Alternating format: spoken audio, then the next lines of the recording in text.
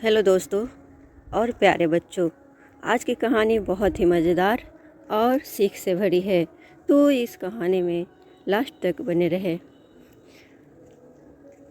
अक्लमंद हंस। एक बहुत बड़ा विशाल पेड़ था। उस पर 20 हंस रहते थे। उनमें एक बहुत सियाना हंस था, बुद्धिमान और बहुत दूरदर्शी। सब उसका आदर करते, ताऊ कहकर बुलाते थे। एक दिन उसने एक नन्ही सी बेल को पेड़ के तने पर बहुत नीचे लिपटते पाया। ताऊ ने दूसरे हंसों को बुलाकर कहा, देखो, इस बेल को नष्ट कर दो। एक दिन यह बेल हम सबको मौत के मुंह में ले जाएगी। एक युवा हंस हंसते हुए बोला, ताऊ, यह छोटी सी बेल हमें कैसे मौत के मुंह में ले जाएगी?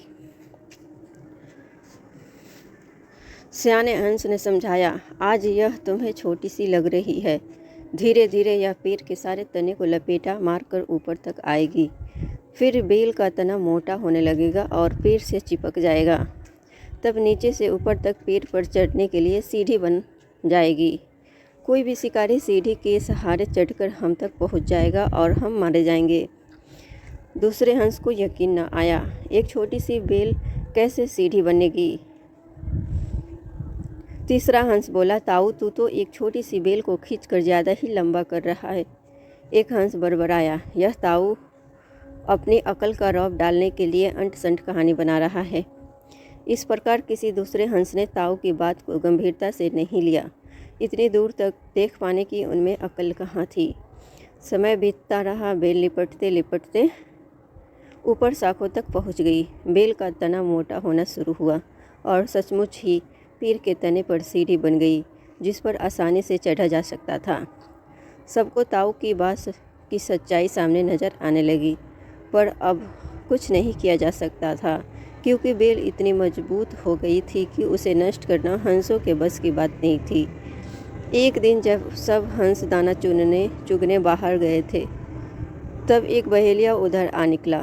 पेड़ पर बनी सीढ़ी को देखते ही उसने पेड़ पर चढ़कर जाल बिछाया और चला गया। सांझ को सारे हंस लौट आए। फिर पेड़ पर उतरे तो बहेलिए के जाल में बुरी तरह फंस गए।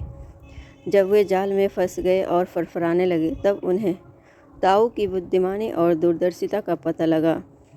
सब ताऊ की बात न मानने के लिए लज्जित थे और अपने आप को कोस रहे थे।